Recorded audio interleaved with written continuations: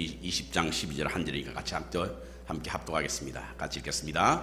내 부모를 공경하라. 그리하면 너의 하나님 나 여호와가 내게 준 땅에서 내 생명이 길리라. 아멘. 오늘은 어머니 주일이라 어머니 주일에 관한 설교를 준비했습니다. 고부간의 갈등을 심하게 겪던 딸이 친정 어머니의 집에 찾아와서 자신의 서러움을 호소하면서 이렇게 말합니다. 엄마, 에덴 동산을 왜 낙원이라고 부르는 줄 알아? 그곳에는 시어머니가 있기 때문이야. 이랬답니다. 그러고 보니까 정말 시어머니가 없었네요. 하나님은 아버지밖에 없었고요.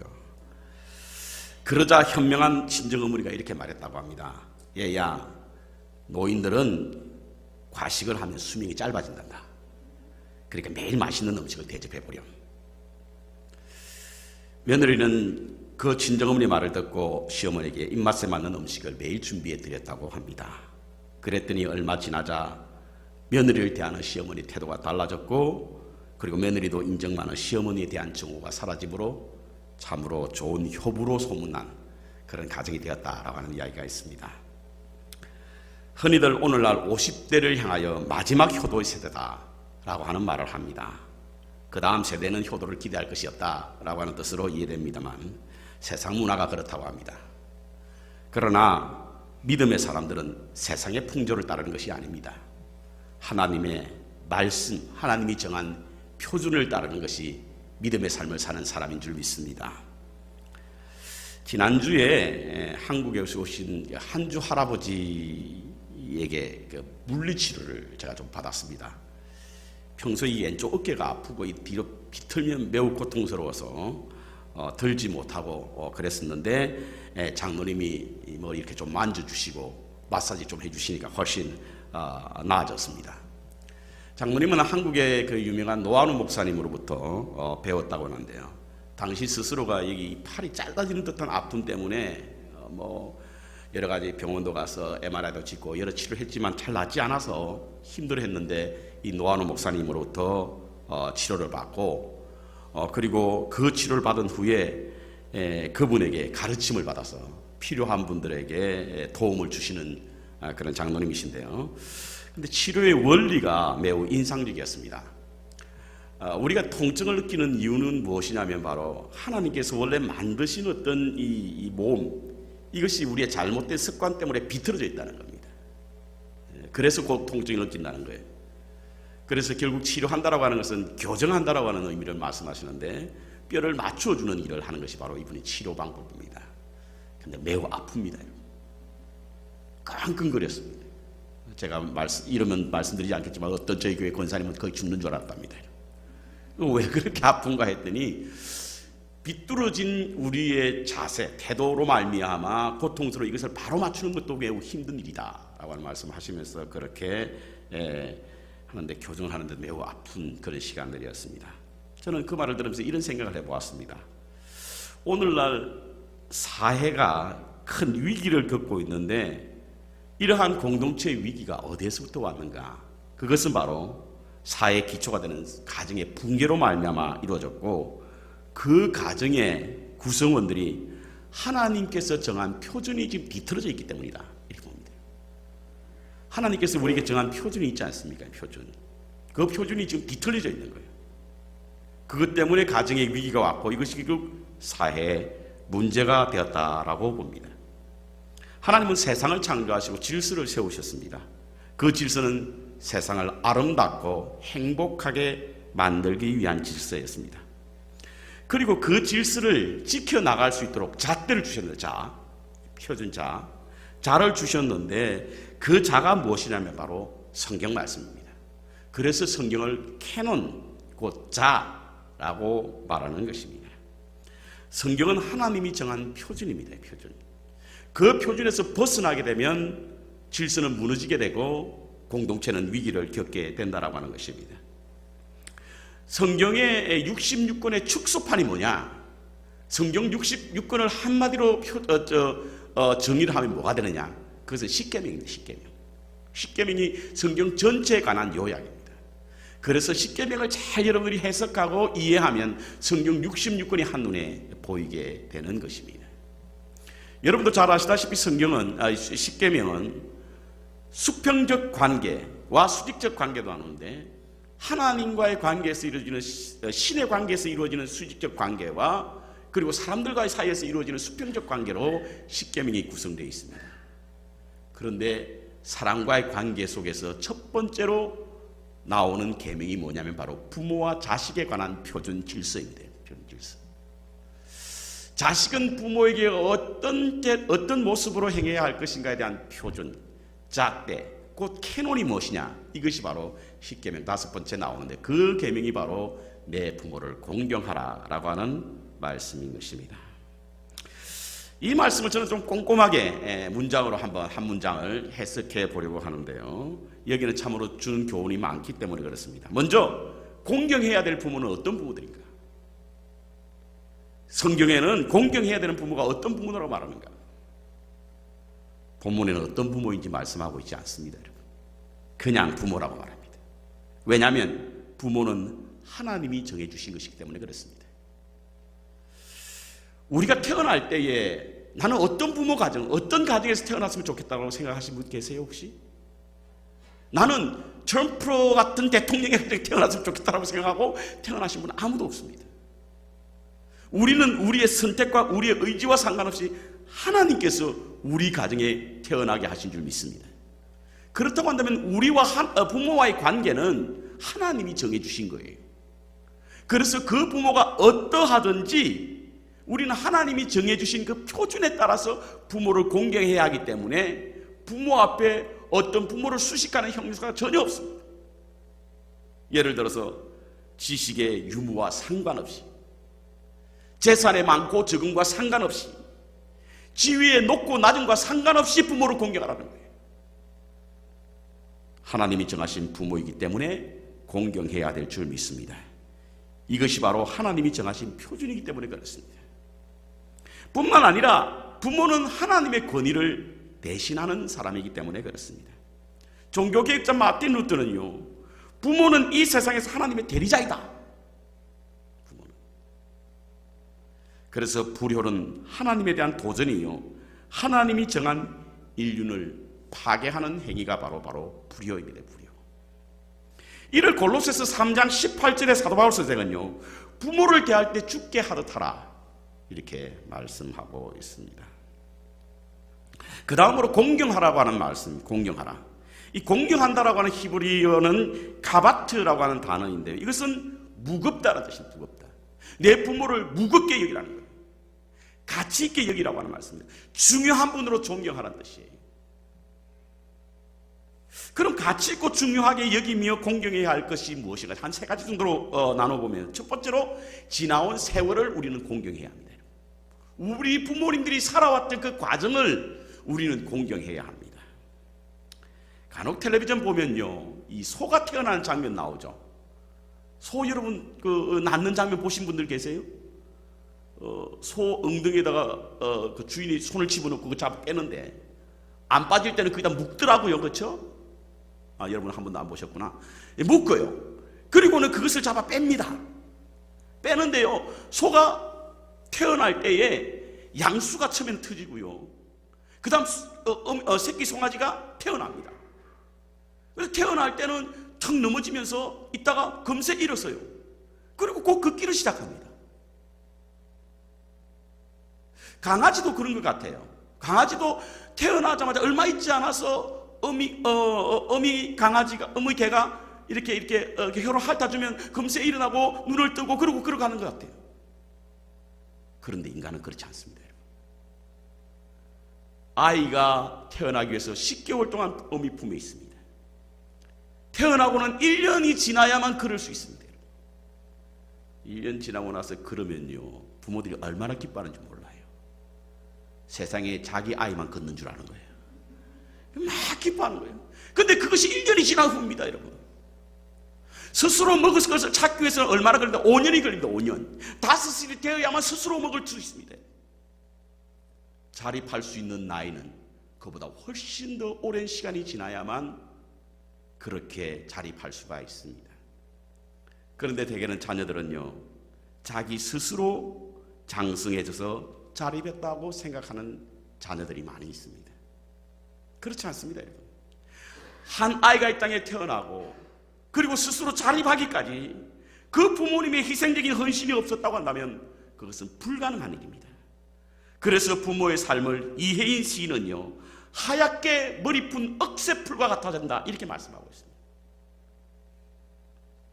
부모들의 지나온 시간들을 보면 참으로 말할 수 없는 질곡의 삶을 살아오신 것이요, 특히 우리 부모님들은 격동의 시간을 보낸 세대들이지 않습니까, 여러분? 때로는 그 속에서 살아남기 위해서, 동시에 자녀를 잘 성장시키기 위해서 몸부림치며 사셨던 부모님들의 지나온 시간들의 흔적을 우리는 무겁게 여기고 존경해야 되고 공경해야 될 줄 믿습니다.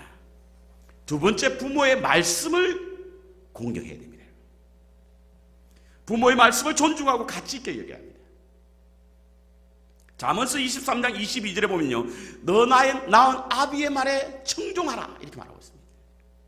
너 낳은 아비에게 청종하라. 여기서 청종한다라고 하는 히브리어 샤마라고 하는 이 말은요, 그게 두 가지로 나눌 수 있는데, 첫 번째로 주의 깊게 듣는다는 뜻이에요. 부모 공경은요, 부모님의 말을 주의 깊게 듣는 것에서부터 부모 공경이 시작되는 거예요. 부모님의 배움과 상관없이, 부모님의 사회적 지위와 상관없이, 재산의 정도와 상관없이 부모의 말을 존중히 여기고 주의 깊게 듣는 것에서부터 부모의 공경이 시작됩니다. 동시에 청종이라고 하는 또 다른 의미는 바로 순종이라는 의미가 있습니다. 순종. 성경의 이 아브라함의 이야기를 보면요, 믿음의 조상이 되기까지 그 아들의 순종이 있었음을 우리는 확실하게 알 수 있습니다. 100세 얻은 아들 하나님께서 바치라고 말합니다.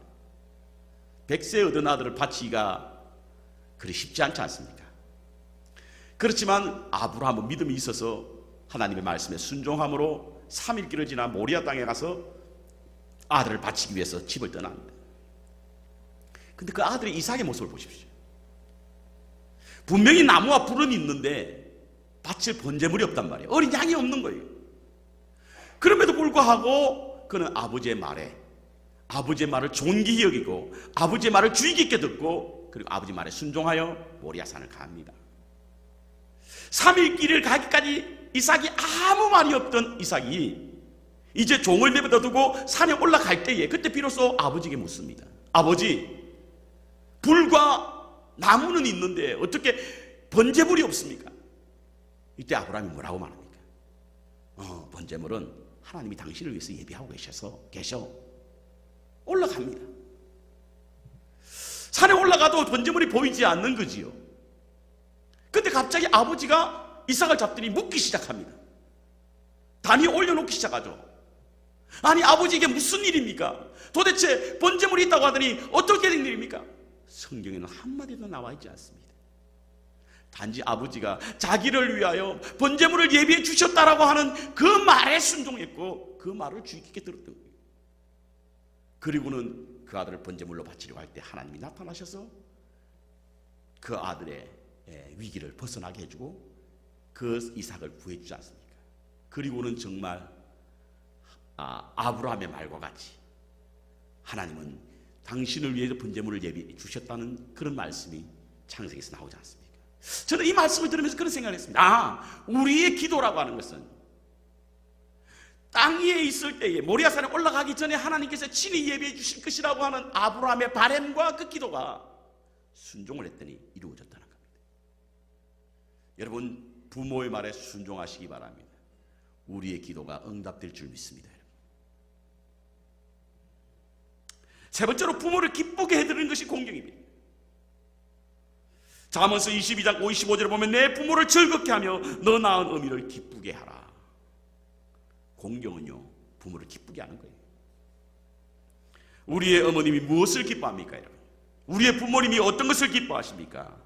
아마 부모님들 따라 기뻐하는 그 가치가 모두 다 다를 것입니다. 어떤 분은 이것을 좋아하고 어떤 분은 이것을 기뻐하실 것입니다. 그래서 우리가 해야 될 일은 우리 부모님이 무엇을 기뻐하는지 찾아야 합니다. 우리 부모님이 어떤 것을 즐거워하는지 찾아야 합니다. 그것을 찾고 그 일대로 행하는 것이 곧 부모를 공경하는 것입니다. 저는 부모를 기쁘시게 하는 것이 바로 부모를 잊지 않는 것이라고 생각합니다. 송경숙 씨가 지은 엄마를 부탁해라고 하는 책에 보면 그 마지막 프롤로그에 보면 이런 글이 있죠. 잊는다라고 하는 것은 잊어버리는 것이다. 우리가 부모를 잊어버리는 것은 잃어버리는 거예요. 한국에 홀로 사시는 독거 노인을 조사한 결과 무엇이 가장 필요하십니까? 라고 물었을 때에 외로움이 가장 큰 힘든 일이다. 누군가를 나에 찾아왔으면 좋겠다 라고 하는 그런 통계가 나왔습니다. 저는 오늘 설교 제목을 어머니 나의 어머니라고 하는 제목을 했는데요, 저희 어머니에 대한 이야기를 좀 준비했습니다. 저는 돌아가신 어머님의 꿈을 자주 꿉니다. 천사 같던 환한 미소를 지으시고 예쁜 치마 저고리를 입으신 채 나타나셔서 저에게 손짓을 하시는 어머니의 모습을 보면 깨어나서도 얼마나 기분이 좋은지 모릅니다. 그런데 언젠가는 꿈을 꾸고는 무척이나 많이 울었습니다. 얼마나 울었는지 깨어나 보니 제 베개가 흥건히 젖어 있었습니다. 그날은 아마도 무척이나 어머니가 그리웠던 것 같습니다. 저희 아버님은 제가 6살이 되기 전, 7살이 되기 전에 세상을 떠나셨습니다. 사인은 심장마비로 알고 있습니다. 저는 아직도 그날을 생생하게 기억합니다. 유치원을 갔다가 집에 돌아오니 사람들이 많이 모여 있었습니다. 학교에 있어야 할 큰 누이도 집에 있는 것입니다. 왜 그러냐고 물었더니 대답 대신에 동전 몇 개를 주면서 가서 과자 사 먹고 오라고 말씀하시는 겁니다. 그 동전을 들고 집에 앞에 있는 가게에 가서 알사탕을 사가지고 왔습니다. 집에 들어가는 순간 갑자기 집안은 눈물바다가 되었습니다. 병원에 실려갔던 아버님의 시신이 군용 트럭에 실린 채 도착한 것입니다. 저는 영문도 모른 채 사탕을 물고 서 있었습니다. 죽음을 몰랐던 나이였던지라 울지도 않고 천진난만하게 그저 그 자리에 서 있던 생각이 납니다. 위로는 형님 둘, 누이 둘을 남겨놓고 아버님은 그날 그렇게 세상을 떠나신 것입니다. 아버님이 세상을 떠나시기 전에 저희 집은 제법 넉넉한 남부럽지 않는 집이었다고 합니다.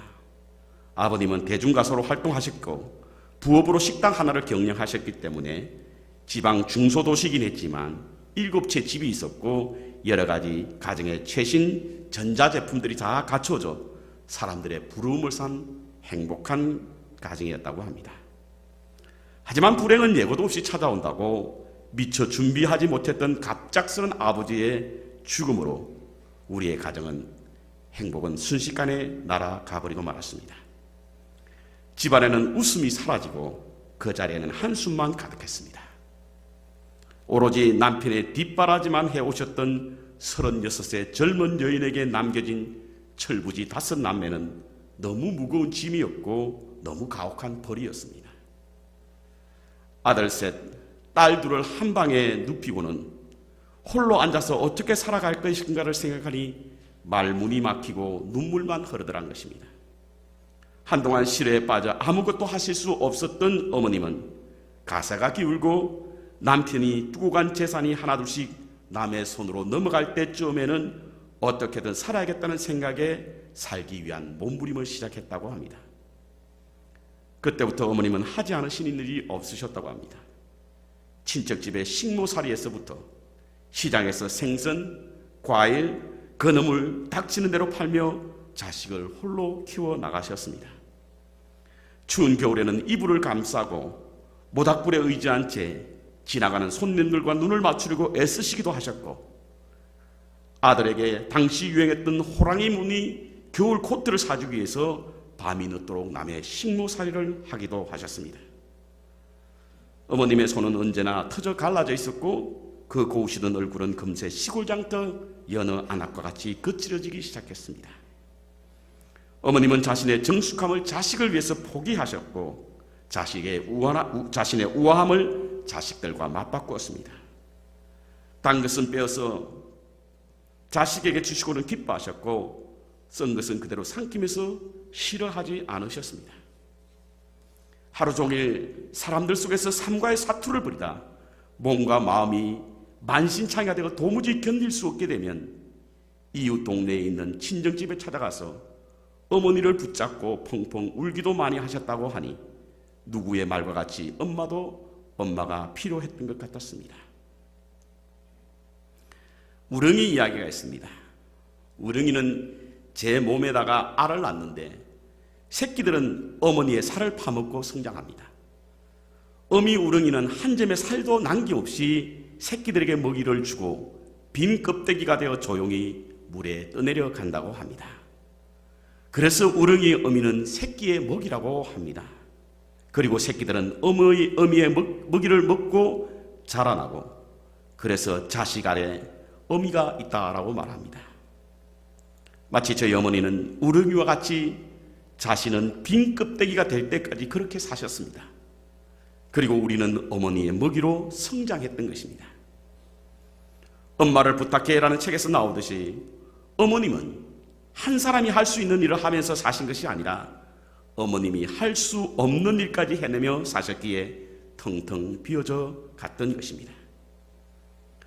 그렇게 자신의 몸을 돌보지 않으며 키웠던 막내 아들이 미국으로 가겠다고 했을 때 한마디 하지 않으셨던 어머님은 제가 출국하고 난 후에 집에 돌아와 25년이나 더 지난 남편을 생각하며 밤을 새워 짐승처럼 울었다고 합니다. 아들과의 이별의 슬픔에서 울었고 지나온 시간들에 생각하며 서러움에서 목 놓아 울었던 것입니다. 더 이상 일을 하실 수 없을 만큼 연로하셨을 때에 어머님은 믿음 생활을 하셨습니다. 언젠가 전화를 하시던 중에 아들 목사, 오늘 새벽 기도에서 아들 목사를 위해서 기도했어 라고 하실 때는 저는 목이 메어 한참이나 말을 잊지 못했습니다.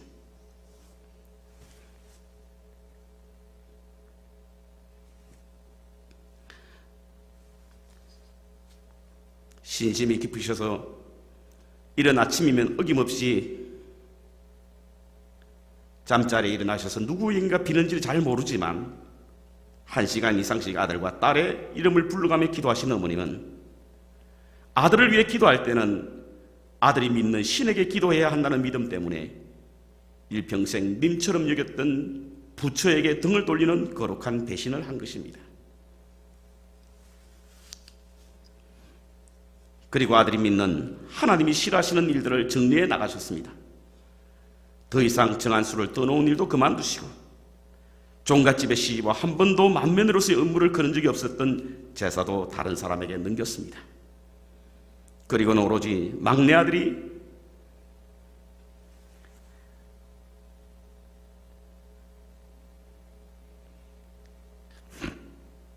좋은 목사가 되게 해달라고 눈물로 기도하셨던 것입니다.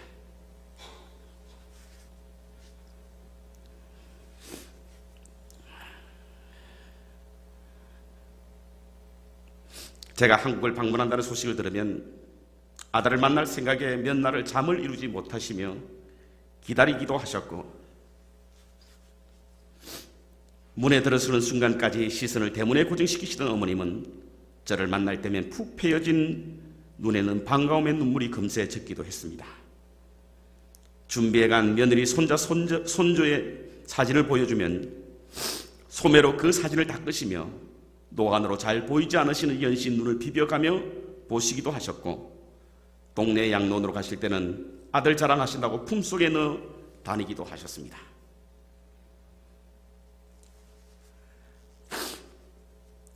고국의 시간을 보내고 미국으로 돌아올 때면 메마르고 갈라져 막대기처럼 차갑고 딱딱한 손으로 제 손을 꼭 잡으시며 건강하고 행복하며 자식 잘 키우라고 당부하셨던 어머님은 2011년 10월의 어느 멋진 날에 두 번의 천국의 환상을 보시고는 마지막 인종을 바라보는 딸을 향하여 마지막으로 천국이 좋은 곳이니 너도 교회 열심히 나가라는 유언을 남긴 채 그토록 보고 싶어 했던 막내 아들의 한국 방문 한 달 전에 세상을 떠나셨습니다.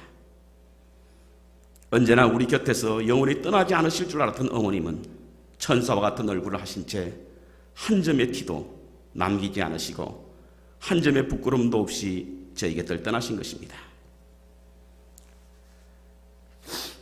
C.S. 루이스의 말이 생각납니다.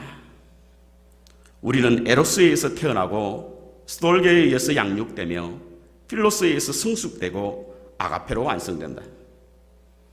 에로스나 스톨게나 필로스나 아가페는 모두 사랑이라는 헬라어입니다. 그러나 그 의미는 다릅니다. 에로스는 애정적 사랑, 스톨게는 혈연적 사랑, 그리고 필레아는 존경적 사랑인데요, 마지막 아가페는 희생적 사랑입니다. 우리의 인생은 아가페, 곧 희생적인 사랑으로 완성되는데 그 사랑이 바로 부모의 사랑이라고 합니다. 어머니라고 이름을 부르면 눈물이 난다는 어느 시인의 말과 같이 저도 어머니를 생각하면 눈물이 납니다. 아무것도 필요 없고 전화만 자도 해달라는 그 소박한 부탁 하나도 제대로 들어드리지 못하고 제가 필요할 때만, 제가 보고 싶을 때만 전화한 철없고 이기적인 제 자신이 부끄럽고 또한 죄송하기 때문입니다.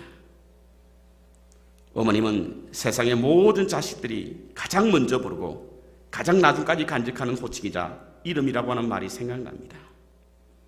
그래서 지금도 어머니가 사무치게 그립습니다.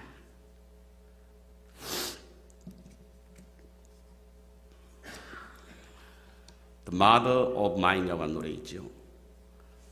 우리 한번 불러볼까요?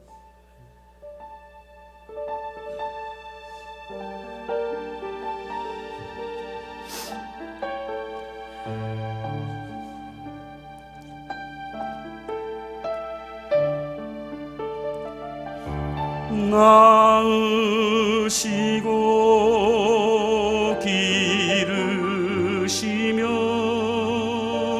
손떡 여이신 내 어머니, 그 모든 슬픔 삼키시어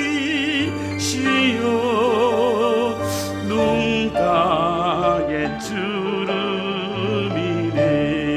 말로도 할 수 없으라, 말로 다 할 수 없어라. 어머니 그 사랑, 주님의 축복 내리시라. 사랑 깊은 어머니,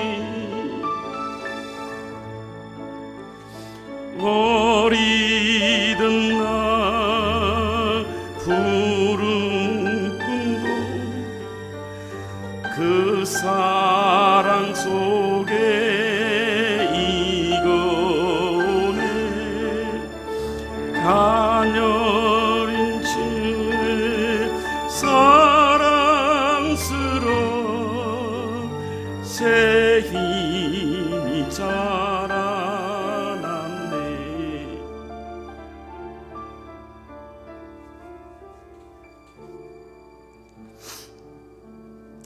영국의 시인이요 문학평론가인 존슨 사무엘이라는 사람은요, 사람은 가르쳐야 할 때보다 기억해야 할 때가 더 많다라고 하는 말을 했습니다.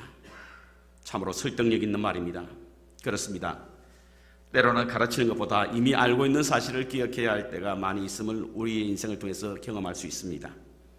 자꾸 외면하고 싶어하는 단순한 원칙들을 기억하게 함으로 다시 일깨워서 행하게 하는 일이 우리에게는 분명히 존재합니다. 그것 중에 하나가 바로 부모 공경이지 않을까 생각을 해봅니다.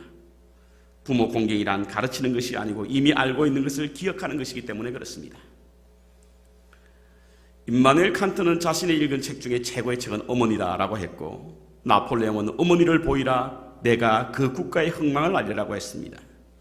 어머니가 국가의 흥망성쇠를 가진 열쇠라고 하는 것입니다. 우리가 서점에 가보면 자녀 양육에 관한 책은 본물처럼 쏟아져 나오지만 정작 부모를 어떻게 섬길까에 대한 책은 없습니다. 자식 없는 부모는 있지만 부모 없는 자식은 없습니다.